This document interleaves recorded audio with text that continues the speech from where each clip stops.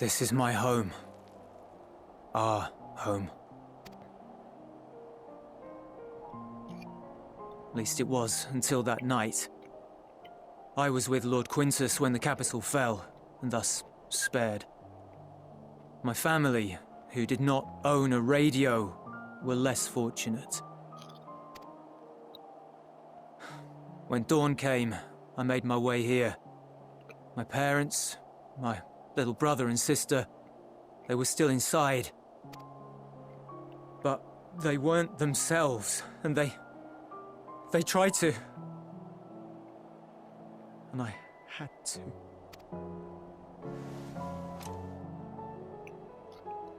I'd promised to take them away from the capital that very morning, to somewhere safe, to hide until the fighting stopped. I promised.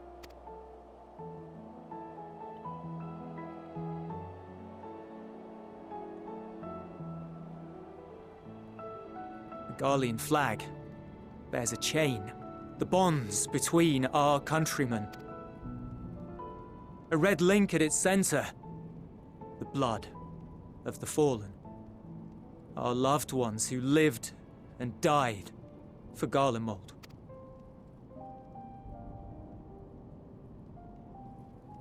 But if she too fell, who would be left to remember them and their sacrifice? What enduring proof would there be that they were ever here? If we had turned to your gods, would they have saved us?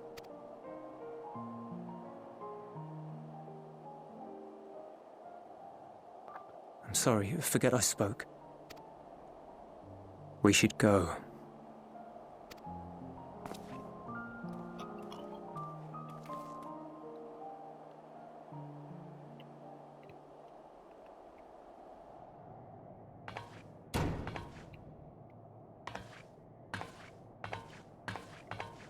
It's no use. Believe me, I do not enjoy being here any more than you. But he wanted us to play along, so that is what we will do.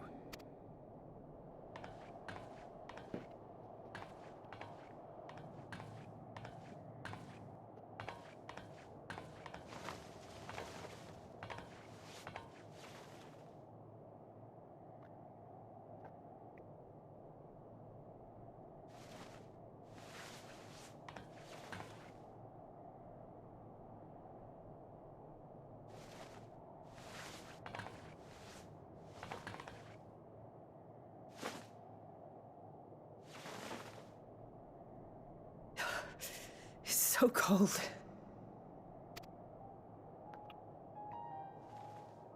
Painfully so.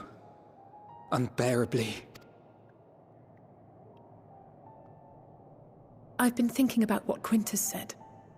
About why no one would accept Garlean rule. Irreconcilable differences.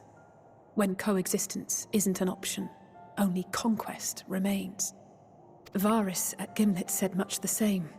Only by uniting the world beneath a single standard would we rid ourselves of the Ascians. United as one people, one race cleansed of imperfections, a cold and unforgiving vision. And when we fail to live up to their standards, what place is there for us in their world? But the truly sad, truly frustrating thing is how damnably similar it all is to the lofty ideals of Father and the Forum. Non-intervention. Always non-intervention. Protect our knowledge and our people, and to hells with the rest of you. And yet, I can see how it happened.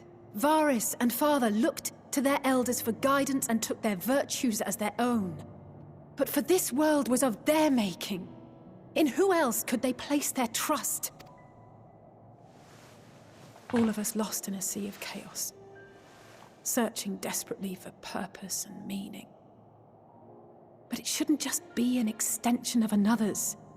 It has to be ours. It has to be. We all have a stake in this world.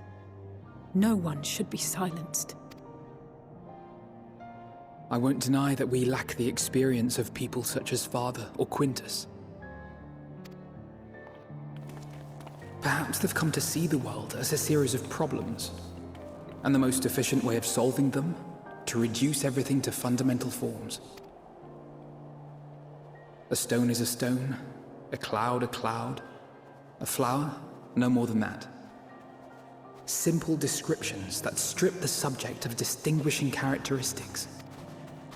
A man is a man, divided according to race, creed, or allegiance, and to some, defined by such associations.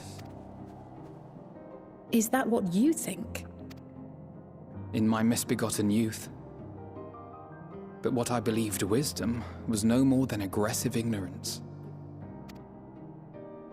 I've since learned to look beyond the banners and the politics, to see people as individuals with their own hopes and dreams. As for my dream of building a better world, well, every day I'm reminded that it is far more complex than I had ever imagined.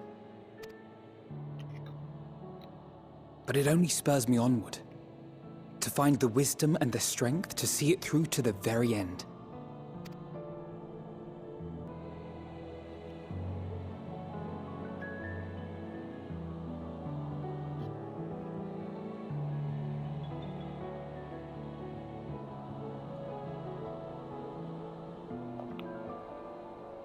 All of our supplies and an immediate withdrawal. These are your conditions? Demands. And you forgot about the airship. Once again, you will leave one behind. It will be used to return the prisoners. Their collars will be removed prior to the exchange.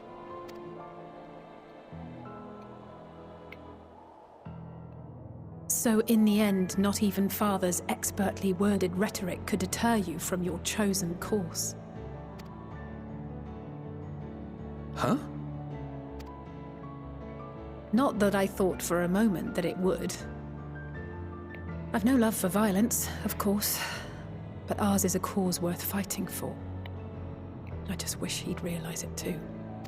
Sometimes the only way to protect the ones you love is to take a stand, to refuse to suffer in silence.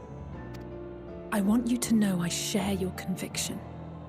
Whether it be on the battlefield or in the debating chamber, I won't back down. I guess what I'm saying is...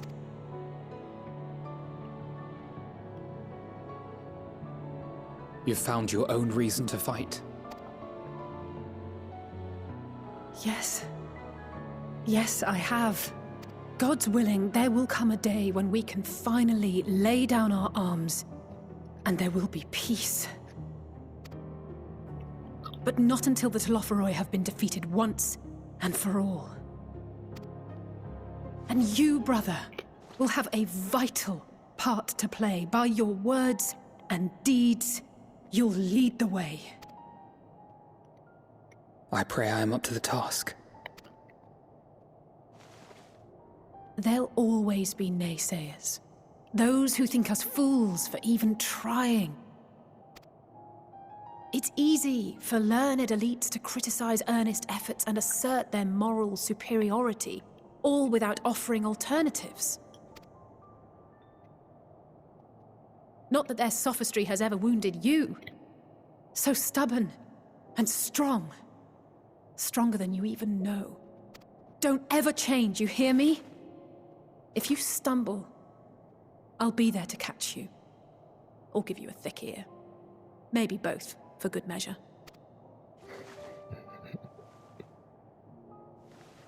Thank you, Alisaie.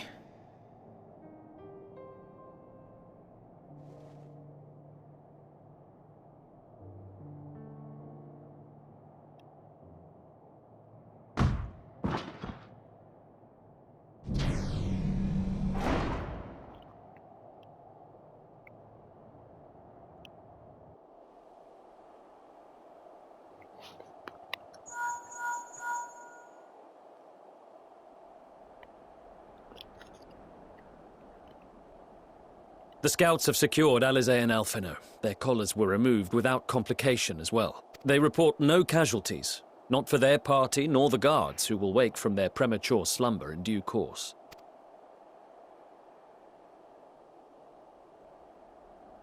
It would appear the situation has changed. I propose new terms. We have information that will be of great interest to Lord Quintus, and I wish to speak with him in person.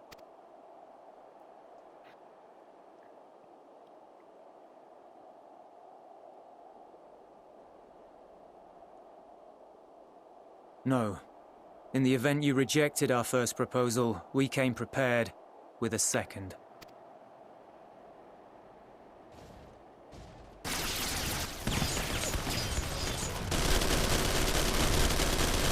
Ambush!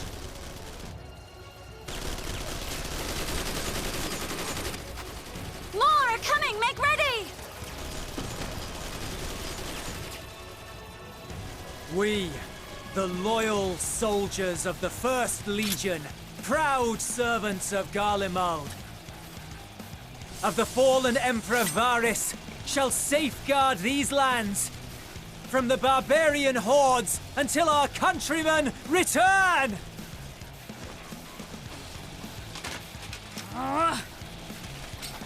Stop, both of you!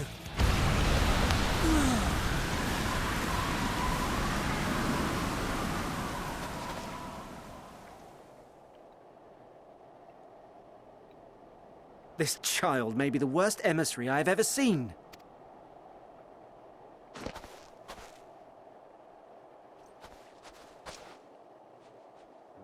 We received an urgent communication from the Grand Company of Eorzea. Envoys from the Imperial Army, led by members of the 10th Legion, came to Alamigo and requested an audience. They explained that their efforts to coordinate the reclamation of the capital with the aid of the 4th, 5th, 8th, and 12th had ended in failure. Communication between most legions has broken down entirely. Most of the 10th's conscripts have deserted, leaving their forces severely depleted. That is why, unable to continue the fight on their own, they and their allies turned to the Grand Company of Eorzea for aid. Lies! Every word! It is the truth, and I have not finished. The 10th has requested that we deliver a message to Lord Quintus. Have the ill stand down. You have been listening, my lord? What are your orders?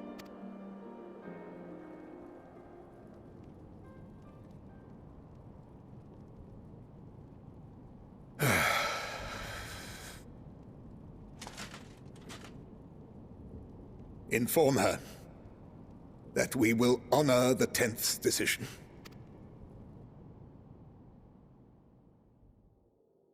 Bereft of hope, and now dignity.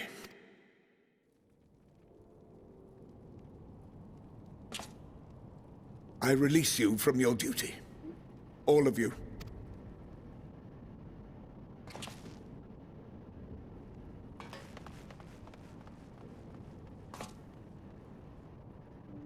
I take solace, your radiance, in the knowledge you are not here to witness our debasement. 'Twas a grand, glorious dream we shared. Of a world united, of peace and prosperity.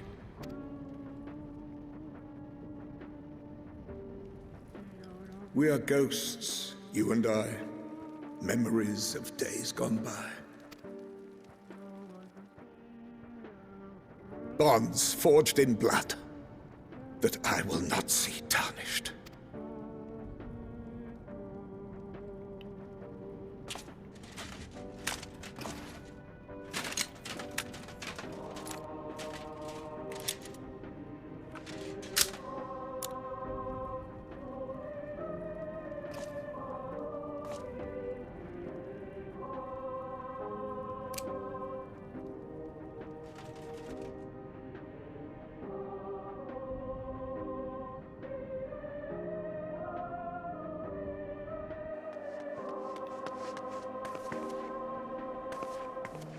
Quickly!